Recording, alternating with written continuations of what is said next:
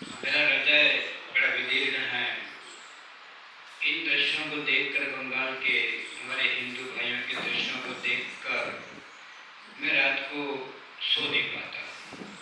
इतना दर्द है। किस प्रकार से हमारे हिंदुओं के साथ, हमारी बहन बेटियों के साथ जिस प्रकार की बीभत्स, बल्कि इतनी घिनौनी हरकतें की जाती हैं जो कोई मनुष्य नहीं कर सकता है, ये कोई राक्षस ही कर सकते हैं। और मैं चाहता हूं कि यदि उसमें कोई समाधान हो तो समाधान कोई संगठन कहिए या कोई वैचारिकता कहिए, उसकी अपेक्षा में ये कहूँगा कि ये एक राजनैतिक षड्यंत्र चल रहा है। पूरे विश्व में हिंदुओं के विरोध में जो षड्यंत्र चल रहा है, इस पर हमारी भारत सरकार को चिंतन करने की आवश्यकता है। यदि केवल हम विपक्ष को देखते रहेंगे, विपक्ष अपनी विपक्षी भूमिका अदा नहीं कर रहा है, ये केवल अपने वोट बैंक के लिए मुसलमानों का भरपूर समर्थन कर रहा है। ये भारत का और हिंदुओं का एक विपक्ष नहीं है। हमें सावधान होना पड़ेगा। हमारी आवाज भारत सरकार तक पहुंचनी चाहिए कि जो लोकतंत्र अथवा जो सहिष्णुता, जो हिंदू की एक दिव्य जीवन शैली, एक प्राकृतिक और एक सुखमय जीवन की चर्चा करते रहने से बात नहीं बनेगी। बंगाल की परिस्थिति ने हमें एक संदेश दिया है। एक भीड़ ने, और ये भीड़ केवल आतंकवादियों की भीड़ है, सिरफिरों की भीड़ है, एक विशेष मुस्लिम जाति की भीड़ है।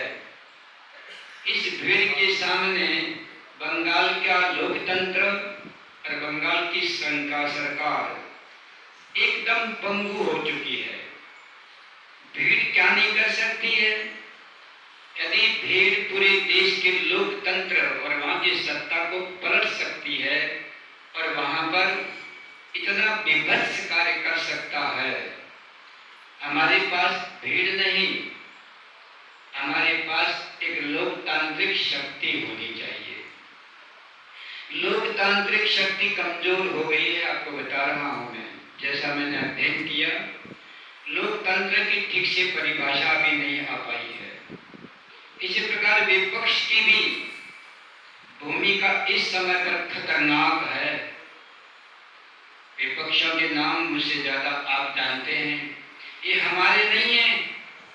हमारे देश में रहकर, हमारे देश में सत्ता हथियाने के बाद में ये केवल राष्ट्र के नहीं, हिंदुओं के सख्त विरोधी हैं। ऐसे समय पर हम लोगों ने यदि उनका सामना न किया, मुसलमान नंबर 2 पर आता है, नंबर 1 पर हमारे विपक्षी और विधर्मी लोग आते हैं जो हमारे देश में रहते हैं, हमारी देश की जनता से वोट पाकर सत्ता में आते हैं, और ये लोग सुख भोगी हमारे धन से ऐश करते हैं और हमारा विरोध करते हैं। आज देखा जाए इस षड्यंत्र के पीछे धीरे धीरे जब पता लगेगा तो मालूम पड़ेगा कि ये हमारे ये विपक्षी लोग, जो बाहर के इस्लामिक लोग हैं, जो बाहर के नास्तिक लोग हैं, जिनको कम्युनिस्ट बोलते हैं, ऐसे लोगों के द्वारा अरबों रुपया इनको दिया जाता है और इनकी बुद्धि को उनके द्वारा चलाया जाता है, और हम हिंदू लोग चुपचाप उसके शिकार बनते जाते हैं। इस समय जो स्थिति है, ये केवल चिल्लाने की नहीं है, ये केवल संगोष्ठियों के विषय नहीं है, इसमें मैं सत्ता को बदलने के लिए कि क्या संविधान केवल कागज के पत्तों की रक्षा करने के लिए बना है या मनुष्यों का अथवा जिस निरपराध के ऊपर जो आतंक और जो बर्बरता हो रही है उसकी रक्षा के लिए संविधान बना है, इस पर चिंतन करना पड़ेगा। संविधान का नाम लेकर आज देखते हो, संविधान का नाम लेकर उन लोगों को जो हमारे विरोधी हैं, हमारी बहन बेटियों को, हमारे हिंदुओं को, आप बंगाल से शिक्षा लीजिए, उसके पहले पाकिस्तान से आप शिक्षा लेते, इतिहास को दफना दिया गया। हम लोग 70 साल तक जिस गुलामी में रहे, सन 2014 से आजादी तो मिली, किंतु जो 70 साल की गुलामी हमारे भीतर घुसी पड़ी मस्तिष्क में, वो अभी तक निकल नहीं पा रही है। और न जाने इस देश की क्या स्थिति होगी। मैं नकारात्मक बात नहीं कहता हूं। एक व्यक्ति क्या नहीं कर सकता है? एक दिया पूरे घर का अंधेरा दूर कर सकता है। जन्मभूमि के आंदोलन के अंदर एक व्यक्ति, केवल हमारे महेंद्र प्रताप सिंह, जो केवल अकेले, ठीक है हमारा सहयोग मिला है, किंतु कानूनी लड़ाई के अंदर वो व्यक्ति अकेला है। उस अकेले व्यक्ति ने पूरे भारत में से प्रमाणों को इकट्ठा करके जन्मभूमि मुक्ति आंदोलन को इतना सफल बनाया कि आज न्यायालय भी हमारे पक्ष में खड़ा है और आने वाले समय में हम सफल होंगे और वहां पर एक भव्य मंदिर का निर्माण होगा, एक आशा। किंतु इस वर्तमान के अंदर जो हम हिंदुओं के ऊपर जिस प्रकार की बर्बरता हो रही है, बल्कि आपने देखा होगा भारत में रहने वाले विपक्षी, इन लोगों ने यहाँ तक बोला है कि जो दशा आपकी बंगाल में है, वहां के प्रधानमंत्री के घर को उजाड़ दिया गया, ये दशा आपकी हिंदुस्तान के अंदर मोदी के साथ ना हो जाए। इनकी इतनी हिम्मत कैसे पड़ती है? बड़ी दुख की बात है। ये कैसा लोकतंत्र है, एक ऐसा संविधान है कि चाहे जो व्यक्ति चाहे जो उसके पहले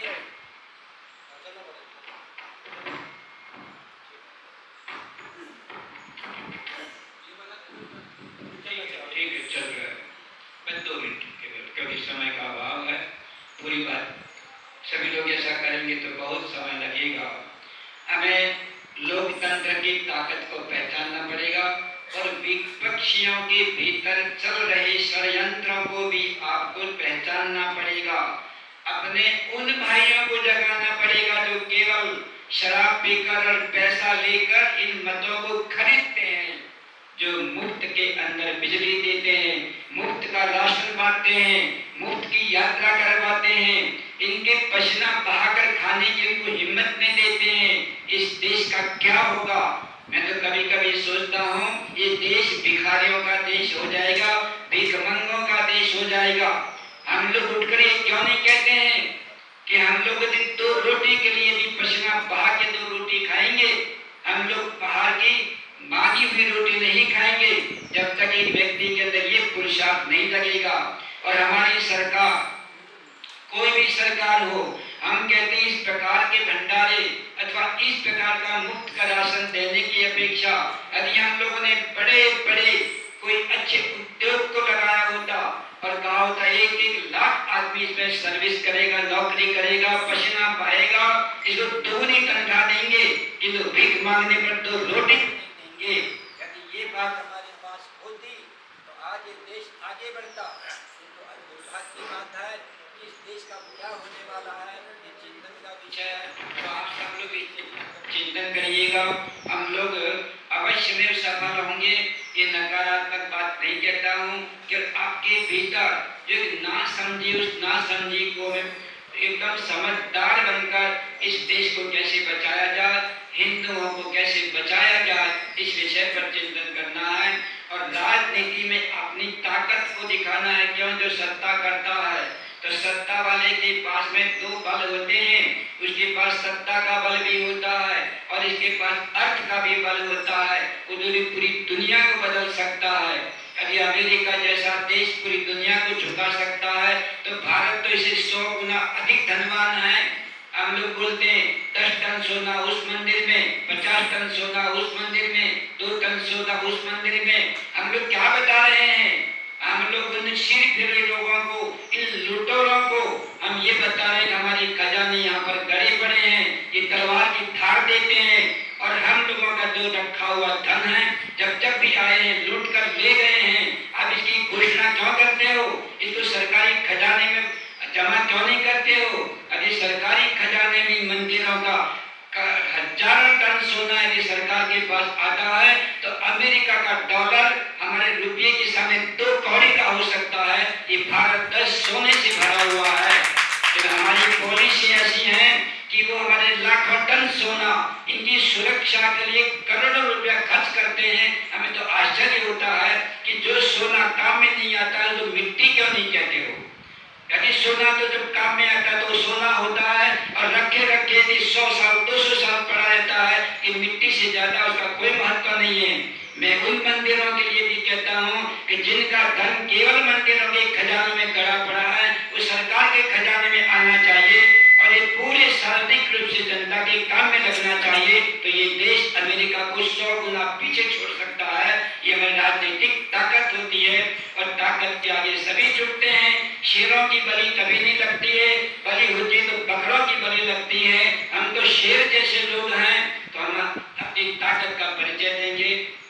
समय के साथ में ही जो मैंने कुछ बातें रखी है उस पर चिंतन करके अपनी सरकार को जगाइए और जो धर्म के नाम पर जो हमारे पास संपत्ति एक जगह पर गड्ढे में गड़ी पड़ी जो केवल मिट्टी है उसको सोना बना दीजिए। हमारे देश के काम आएगा, बड़े बड़े उद्योग बनेंगे, हम पर पूरे विश्व के कई देशों को पीछे रख सकते हैं और एक ताकत बनते हैं। और ये ध्यान रखिएगा ताकतवर के सामने कोई भी आंख उठा के नहीं देख सकता है। ये हैं कौन लोग? ये तो बहुत ही निम्न कोटि के लोग हैं जिनके पास न धन है न ताकत है कमाने की, केवल उनके पास गुंडागिर्दी है। इन सिर फिरों के लिए यदि कोई ताकत आपके सामने खड़ी हो जाए तो उनकी कोई ताकत काम नहीं कर सकती है। तो हम लोग अपनी ताकत को जगाने का प्रयत्न करेंगे। उन्हीं शब्दों के साथ आपका अभिवादन करता हुआ, संतों को प्रणाम करता हुआ वाणी को विराम देता हूं। बहुत बहुत धन्यवाद पूज्य श्री। मन करता है कि आपको ऐसे ही